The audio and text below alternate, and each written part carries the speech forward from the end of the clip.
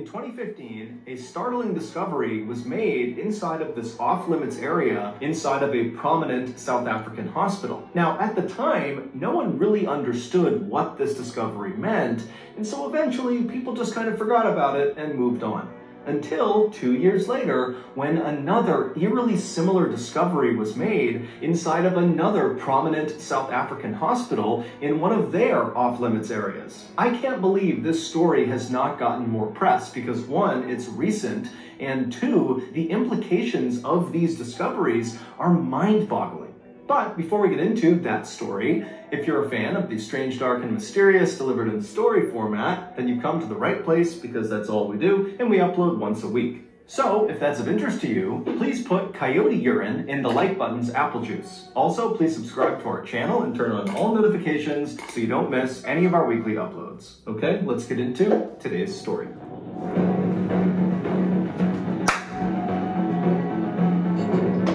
Dice roll! Dice roll! Shoot! Shoot! Shoot! On October 4th, 2017, a 61-year-old father of 6 named Tatike Katsai arrived at a hospital in Stellenbosch, which is one of the richest towns in South Africa. Tatike, who lived in the area with his family, had been dealing with some stomach issues over the last several months, and so this day he was finally going in to have abdominal surgery to hopefully alleviate those issues. So, after entering the building, Tatike was checked in, and then before long he was transferred to the operating room where surgeons got to work on him. After the surgery was over, Tatike was transferred to a recovery room in the hospital where he was scheduled to stay for at least a couple of days so the doctors and nurses could watch over him while he recovered and make sure there was no complications from the procedure. And so, on the afternoon of October 4th, Tatike just kind of lounged around inside of his recovery room. He couldn't really do anything because of the incisions on his stomach, and so he mostly just laid in his bed, he watched TV, he relaxed, he ate, and then at some point, some of his family members came into the hospital and they visited with him as well. By the end of that day, the day of his surgery, Tatike was definitely sore from the incisions, but overall, he was in good spirits, and to the medical staff,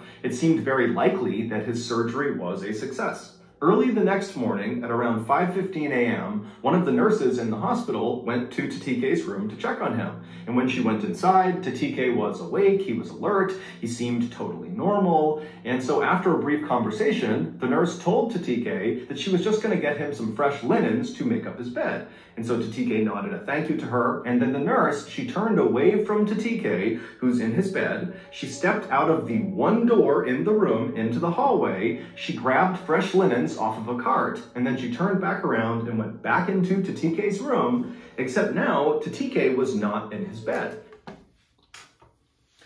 I'm gonna go ahead and put him out 2 weeks.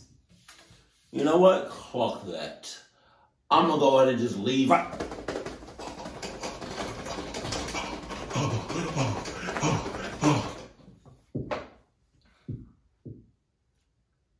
Cluck. So the nurse immediately thought, okay, well then Tatike must have gone into his bathroom because the door was shut. That fast? The bathroom. That fast? So just kind of reflexively, the nurse walked over to Tatike's now empty bed and replaced the linens. And then when she was done, she just looked at the bathroom door inside of his room, expecting Tatike to come outside any minute. But after a couple of minutes passed and Tatike had still not come out of the bathroom, the nurse decided to go over and just knock. And so she walked over, she knocked on the bathroom door and just kind of called out, hey, is everything okay in there? But there was no answer. And so the nurse eventually just tried the handle, and when she saw it was open, she called out that she was coming inside. She opened up the bathroom door, and it was empty. And so the nurse, she whipped her head around and looked back out at the room where Tatike should have been, and she saw, he's not on the bed, he's not under the bed, he's not anywhere in this room. Where could he have possibly gone? And she's thinking to herself, the only door out of this room is into the hallway, the same door that she had used to go out and get the linens. And if somehow Tatike had ran out of that door in the few seconds that her back was turned from Tatike, she certainly would have heard him or seen him. Because again, she was right outside the door and only outside of his room for a couple of seconds. Not to mention the fact, Tatike has major incisions on his stomach and could barely stand, let alone walk or run. And so totally baffled, this nurse ultimately left the room and went and told her superiors. Come on with the ad. Thank you to BetterHelp for sponsoring today's video. In 2017, I left the military and pretty much right away, I fell apart. The military had provided a lot of structure in my life, and so suddenly not— Wow, he looks so different without long hair and a mustache. That's like, can y'all picture me? I know some of y'all, a lot of y'all can picture me without no facial hair, right? But y'all, can y'all picture me bald and no facial hair? Having that structure made me feel like I was lost. Pretty soon, I began resenting all the people around me just because they seemed happy and I wasn't. I sort of figured that these feelings of resentment and unhappiness would just kind of go away on their own, but they didn't. Eventually, with some encouragement from my family and my friends, I sought out a therapist. And quickly, my therapist diagnosed me with depression, something I really did not think I was. But after the shock of the diagnosis had worn off, me and my therapist were able to kind of go back in my life and figure out what was causing me to feel the way I was feeling, and before long, having that perspective really made me feel a lot better. Look, therapy is not for everyone, but it is a great starting point for people who just kind of feel lost and don't really know where to go. And so if that's you, I would highly suggest you give BetterHelp a try. BetterHelp is the world's largest therapy service, and it's 100% online. Get matched with a therapist after filling out a brief survey, and then you can communicate with your therapist however you feel comfortable, whether that's text messaging, phone call, video call, chat, whatever you want. You can also switch therapists. I got a question about that, the online therapy. I never had therapy before, but I've seen, like, you know, videos about therapy and stuff like that, and I've seen like movies and shows and stuff. And for the most part, it's supposed to be confidential. Depending on what you're talking about. Like, if you're talking about like hurting the president, obviously I don't think that's gonna be confidential. But for the most part, what you and your therapist talk about is confidential. My thing is, if this is online through the internet, how can we be like so sure it's confidential? You know? I just literally thought about that. So maybe I'm just looking at it too deep into it, but that's just what I thought about. At any time for free. Get 10% off your first month at betterhelp.com/Mr. Ballin. I've also linked them in the description below.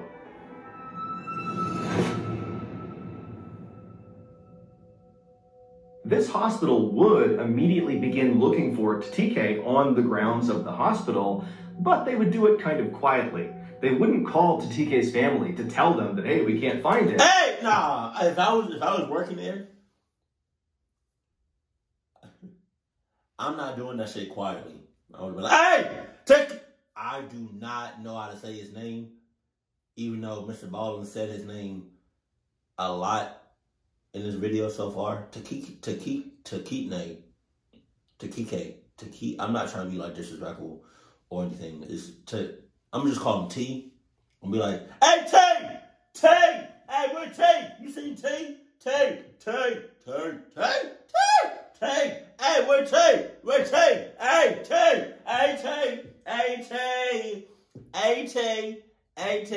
T! Where you at, T? T!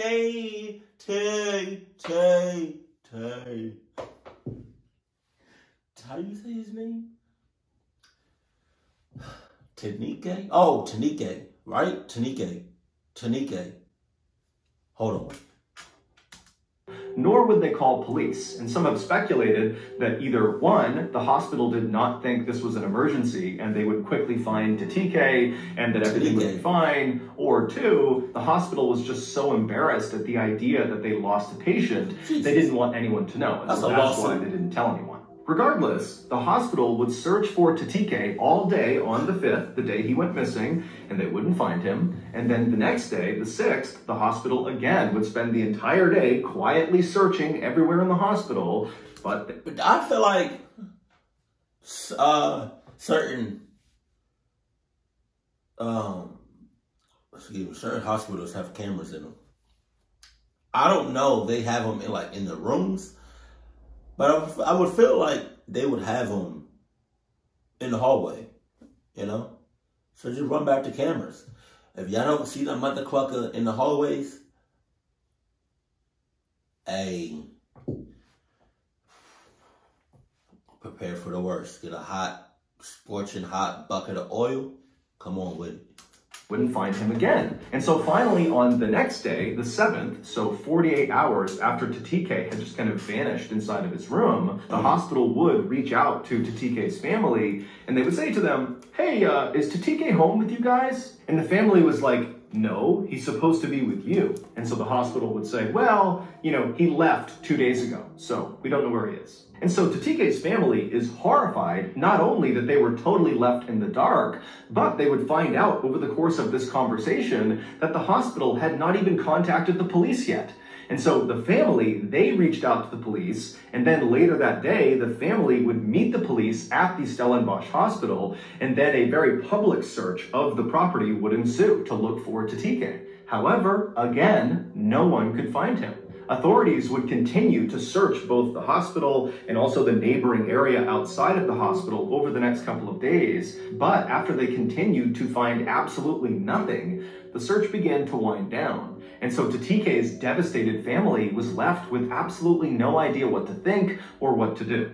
Fast forward to October 20th, so 15 days after Tatike had gone missing. And on this day, the 20th, there was a construction crew at this hospital in Stellenbosch doing some renovations. And at some point on this day, one of the workers had to climb into the ceiling of one of the floors of this hospital. Now, the space above the ceiling is this tight, cramped space, almost like an attic. It's very big and wide. It's like the whole length of that floor. And really the only people that would ever go into the ceiling are construction workers or other authorized personnel that needed to do work. It's not a place that the public would ever go into. But when one of these workers went up into the ceiling, he had a headlamp on and he's kind of looking around, he's looking for what he needs to do up there, and at some point he turns his head and his light illuminates a person sitting in the corner far away from him, way up against the side in this tiny little attic space. What the hell? And it turned out it was Tatike, and he was deceased. The hospital had absolutely no clue how Tatike could have gotten up there. Not only is it obviously not a publicly accessible area, but the actual way to get up into the ceiling, the door that leads up into the ceiling, is very difficult to find. And even if Tatike found this entrance into the ceiling, it would have been nearly impossible for him to actually get into the ceiling. Because again, this guy has serious incisions on his stomach from the surgery he got. He could barely sit up, he couldn't really walk. So the idea of him climbing and pulling himself up into the ceiling just seems impossible. Then there was the very strange autopsy results. Now, the full report has not been made public, but Tatike's family had a consultation with the hospital after the autopsy was complete, and they would go to reporters and talk about what the hospital told them. And apparently, the hospital told the family that Tatike did not die from complications from his surgery, and they heavily insinuated that Tatike did not die from natural causes. Something happened to him, and the hospital had no idea what this something was, and that's what killed him. And the hospital also told the family that Tatike likely was dead before he went up into the ceiling. Meaning, someone or something killed Tatike, and then someone or something placed him in the ceiling. Again, this is just from the family going to reporters and talking about their discussion with the hospital. The hospital's only official statement has basically been that they have cooperated with the family and they don't really know what happened to Tatike. What the hell? Now, of course, this is a very strange story, but it gets even weirder. On May 10th, 2019, so about a year and a half after Tatike was found deceased in the Stellenbosch hospital ceiling, a 53-year-old father of 4 named Sandile Sabia arrived at another hospital in South Africa. It was in a city called Durban, which is considered to be one of the nicest and wealthiest places in South Africa, similar to Stellenbosch. Sandile was a builder, and he had been working on a house when he had fallen and broken his leg. Specifically, he broke his femur bone, the bone that runs from your hip down to your knee, the big single bone in your thigh. So just for reference, if you break your femur, you can't walk. So with some assistance from friends and family, Sandile hobbled his way into this hospital in Durban, and he began to receive care. 2 days later, on May 17th, Sandil was still in the hospital, still recovering from this broken femur, when his cousin came to visit him. The cousin said Sandil seemed totally normal, and that during this visit, Sandil told the cousin that after the cousin left, Sandil was going to be transported from this hospital to another hospital nearby, where he was going to get an x-ray on his leg, as well as talk to another orthopedic surgeon. But apparently, after this cousin left from this visit, the doctors at the Durban hospital walked into Sandil's room to take him and transport him to this other hospital, and Sandil was not in his room. Now, this hospital in Durban was known for their very tight security, and so right away, their reaction was very different than the Stellenbosch hospital's reaction. This hospital immediately contacted authorities and said, "We are missing a patient," and they began a very public search of their hospital for Sandil. But they couldn't find him. On May 18th, so 6 days after Sandil disappeared, the hospital in Durban began to smell this horrible stench coming from one wing of their hospital. And so hospital workers would track the stench to a janitor's closet, and when they opened it up, they saw this black liquid dripping out of the ceiling, and the liquid was coming from Sandil's decomposing body that was located in the ceiling. Sandil's autopsy would be carried out very quickly. However, the results of that autopsy have never been made public, and Sandil's family has not commented on the results of this autopsy. As of today, all we know is that within a 2-year period, 2 seemingly ordinary South African men, who both could either not walk at all or who could barely walk because of their physical injuries, somehow snuck out of their hospital rooms totally undetected by staff, and then wound up dead in the hospital ceiling. Some say the men really did somehow sneak out of their own accord and decided to go into the ceiling, and that's what happened. Others say both men were murdered and then placed into the ceiling, and still others think these 2 cases are the best examples of something called spontaneous teleportation, which is the hypothetical phenomenon where a human suddenly disappears and then almost instantaneously reappears in another location. What the? But for now, there is no official explanation, so those are all just theories. And so it's up to you to decide what you believe. Okay, I don't think the hospital had anything to do with it.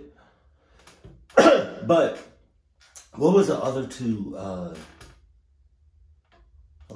Sneak out of their own accord, something out of today's story, something called spontaneous and decided to go into the ceiling, and that's what happened. Others say both men were murdered and then placed in... Okay, I think now, I'm not going to say murder. All right. They could have been murdered, but then again, I would feel like the hospital of its entirety will have to be in on it. Oh my God. Excuse me. Or the ceiling, and still others think these 2 cases are the best examples of something called spontaneous teleportation. That shit, I've never heard that shit before. Spontaneous teleport, yeah. Either that or possessed. Because what the hell? What the hell? And don't tell me if it happened within a 2-year time frame. Because don't tell me something else happened this year, South Africa. Hell, don't bring that shit over here. Don't bring that shit to America. And if you do, just stay away from Georgia. That's it. And Maryland. I got people in Maryland. But any other states, I'm fine with it. Just saying, like, that shit is crazy. Come on. Spontaneous teleportation. That's crazy. That's crazy. That shit is crazy. But what do y'all think happened? Let me know that in the comment section below. Keep it cool, keep it classy.